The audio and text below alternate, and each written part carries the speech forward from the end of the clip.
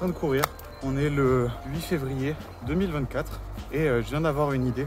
C'est souvent quand je suis en train de justement me vider l'esprit en courant ou en faisant une autre tâche qu'être vraiment de la tête dans le guidon en photo que je trouve des idées artistiques, des idées créatives. Et là, je trouve que j'ai eu une bonne idée. Donc je me disais, ça pourrait être cool de vous faire vraiment la naissance de cette idée, donc qui est aujourd'hui, et voir où ça me mène. Je sais pas du tout si je vais concrétiser ce que j'ai en tête, quelle forme elle aura à la fin aussi, s'il y a une fin. Je vous fais un petit brief comme ça au téléphone pour vous expliquer un petit peu l'idée que je viens d'avoir. Pour ceux qui ne le savent pas, j'habite vraiment en campagne. Je suis entouré de vignes, de terres agricoles, vraiment un peu le paysage typique qu'on imagine de l'Hérault et du sud de la France. Depuis que je suis arrivé, je tente de faire une série un peu sur tout ce qui est poteaux électriques, parce que ici les poteaux, tout ce qui est lignes électriques n'ont pas été encore enfouis comme en ville, et du coup ça crée des paysages un petit peu différents. Et j'avais en tête ces poteaux électriques. Pourquoi les mettre en valeur? Parce que c'est bien beau de faire une série sur quelque chose, mais si on trouve pas un peu de sens, c'est dommage. Et du coup, mon idée là que je viens d'avoir, ça serait de créer toute une série photographique sur en fait la connexion. Ça serait de montrer un petit peu la différence et la déconnexion qu'on a en ville. Donc en trouvant pourquoi pas des photos de personnes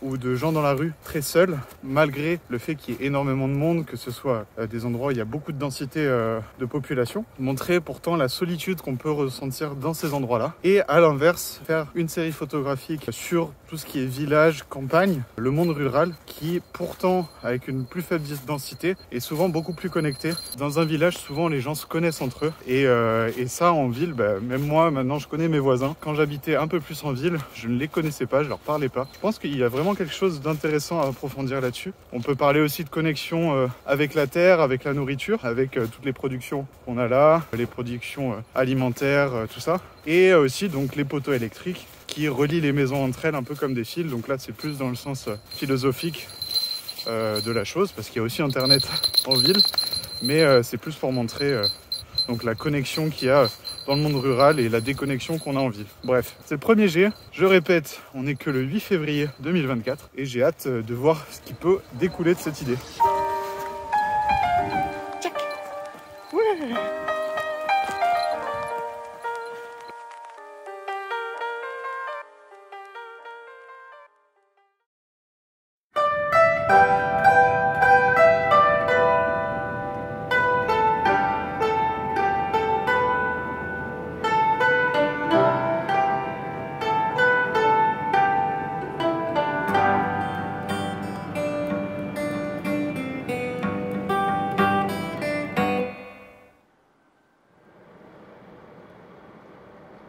Et pour commencer cette série, j'ai voulu commencer dans une ville que j'aime énormément, Londres. Alors j'ai pris un billet d'avion et je suis parti pour photographier cette ville pendant une journée. Non, je suis un énorme menteur, le voyage était déjà prévu et j'y suis pas allé pour faire de la photo, j'y suis allé pour aller au studio Harry Potter comme un gros geek et j'en ai juste profité pour faire de la photo sur une journée. Allez, après ce petit mensonge, je vous explique réellement ce qui s'est passé. Début février, on avait prévu un voyage avec un couple d'amis et la raison principale de ce voyage, c'était donc les studios Harry Potter qui sont très connus là-bas. Donc on y est allé, c'était top, mais bien sûr, je pouvais pas aller dans un endroit aussi incroyable sans prendre mon appareil photo. Et ayant eu cette idée de série peu de temps avant, je me suis dit que ça pouvait être juste incroyable de commencer cette série à Londres, une grande capitale où je pourrais, je pense, trouver des sujets assez facilement avec toute la vie qu'il y a là-bas. Pour ce voyage, j'y suis allé avec mon Fuji X-T4 et 2 focales fixes, mon 35 mm et mon 50 mm. Et finalement, je n'aurais utilisé vraiment que le 35 mm. Donc toute la vidéo que vous allez voir, les photos et la vidéo, c'est uniquement du 35. Franchement, j'adore cette optique. Elle permet d'aller trouver des sujets assez loin, mais tout en gardant énormément de contexte. Donc on peut avoir des choses très variées. On peut aller de détails à aussi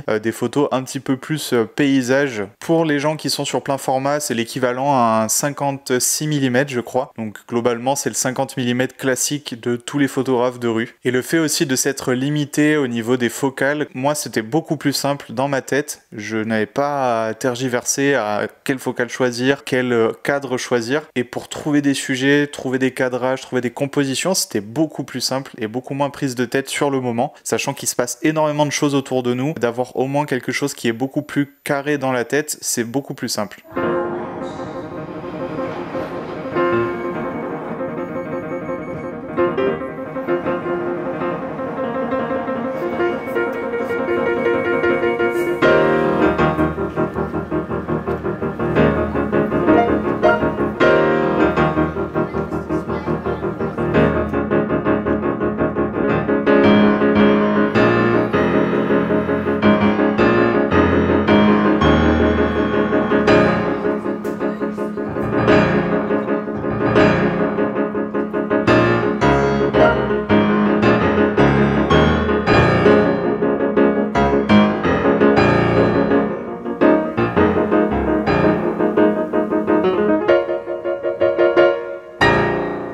commencer cette journée, je me permets de faire une petite photo qui me ressemble. Le reflet d'un arbre dans l'eau avec un bâtiment, éclairé par le soleil, toujours aussi magnifique.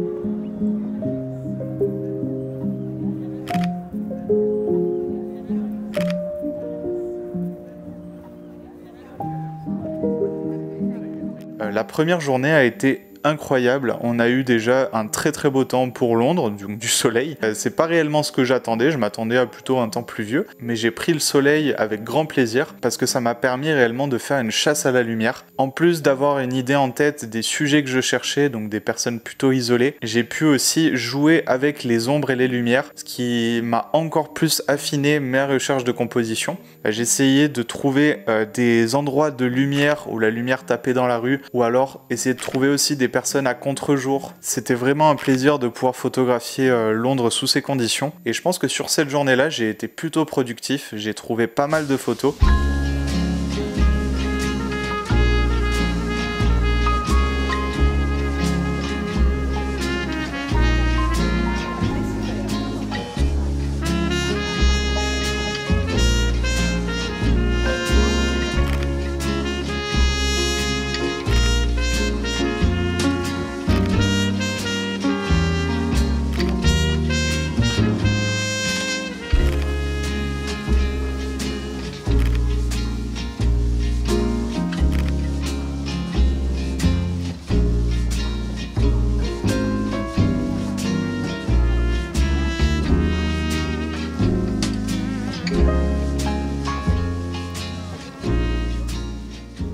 Au niveau technique, pour faciliter les prises de vue rapides, je me mets constamment à un f fixe qui était entre f8 et f5.6, on va dire, si la scène était très peu lumineuse, ce qui me permettait d'avoir une grande partie de la photo nette et pas me prendre trop la tête avec le focus. Les ISO aussi étaient fixes, je me suis souvent mis à des ISO assez hauts pour pouvoir avoir un temps d'exposition assez court et avoir une photo plutôt nette. Et donc finalement, la seule chose qui était en automatique, c'était ma vitesse.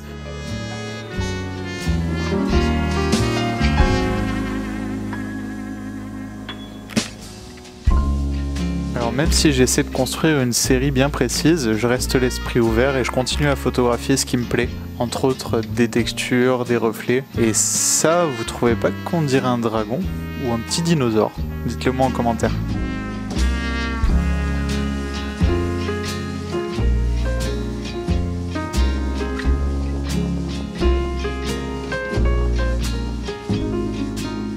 J'adore cette photo, elle a un aspect très révolutionnaire dans son esthétique avec le drapeau, la foule, on dirait réellement qu'il y a une manifestation. Alors que en réalité je crois que c'était juste un groupe de touristes et ils ont souvent des petits drapeaux pour se retrouver entre eux. Donc rien de révolutionnaire, mais la photo franchement je suis très très content du résultat.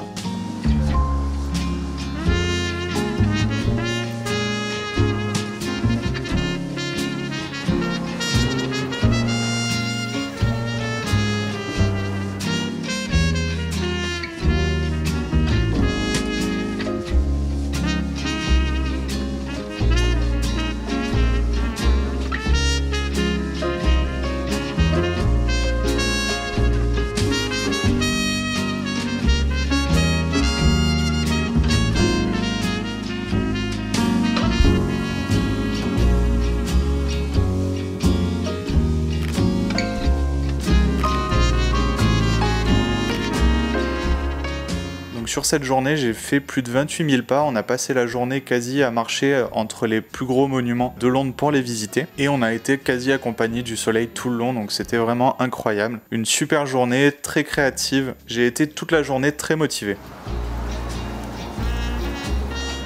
Arrive la seconde journée où cette fois-ci on a été accueillis par la pluie, beaucoup plus typique de là-bas, mais malheureusement le changement de conditions et aussi la journée que j'ai passée la veille m'a pas mal épuisé créativement. On n'était plus du tout sur les mêmes recherches, on n'avait plus les ombres et lumières à chercher et les conditions étaient beaucoup moins faciles à photographier et ça m'a totalement démotivé et j'ai préféré, au lieu de me frustrer à ne pas y arriver, mettre mon appareil de côté et tout simplement profiter du voyage. Je me suis dit que j'avais fait déjà pas mal de photos la veille et que ça pouvait largement suffire. Bref, n'hésitez pas à me dire ce que vous avez pensé de cette vidéo en commentaire. Je serais très curieux de les lire parce qu'on est sur une vidéo assez différente. Et est-ce que vous êtes motivé pour voir la suite sur cette chaîne de cette série photographique qui va, je pense, prendre quelques années probablement. En tant que spectateur, je trouve ça hyper intéressant de voir un petit peu le processus créatif derrière des séries photographiques. Donc je me suis dit que si j'aimais, il y a probablement des gens qui aimeront ça aussi. Donc n'hésitez pas à me dire si ça vous a plu en commentaire. Si vous voulez me soutenir, à liker, commenter, partager et vous abonner. Bref, je vous attends dans la zone des commentaires et je vous dis à la prochaine.